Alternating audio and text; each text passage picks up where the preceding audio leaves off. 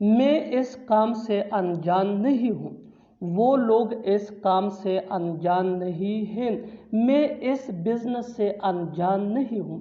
ان جملوں میں ہم کہہ رہے ہیں انجان نہیں ہونا، اس کے لیے آپ کو یوز کرنا ہوگا انگلش میں نو اسٹرینجر ٹو۔ آئیے کمپلیٹ اسٹرکچر دیکھتے ہیں۔ سبجیکٹ پلس ہیلپنگ ورب جس کو آگزیلری ورب بھی کہا جاتا ہے، یہ ٹینس یا سبجیکٹ کے مطابق ہوتا ہے، plus no stranger two plus object. اچھی طرح سمجھنے کے لیے کچھ مثالیں دیکھتے ہیں۔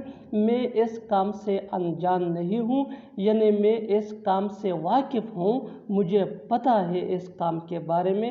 I am no stranger to this work. I am no stranger to this work. وہ لوگ اس گاؤں سے انجان نہیں ہیں، یعنی وہ لوگ اس گاؤں کے بارے میں سب جانتے ہیں، وہ اس سے واقف ہیں۔ They are no stranger to this village.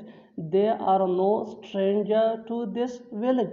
میں اس بزنس سے انجان نہیں ہوں، یعنی میں اس بزنس سے واقف ہوں۔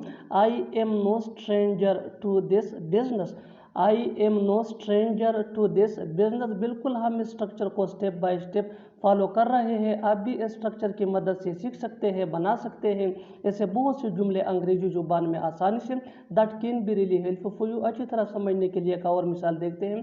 One more example for better understanding. میں تم سے انجان نہیں ہوں، یعنی میں تم سے باخبر ہوں، میں تم سے واقف ہوں۔ I am no stranger to you. I am no stranger to you. اور آخر میں یہ سینٹنس آپ کے لیے کامن سیشن میں اس کا جواب ضرور دینا۔ وہ ہم سے انجان نہیں ہے، وہ ہم سے انجان نہیں ہے۔ Subscribe to English pace for more advance English sentence structure. Thanks من۔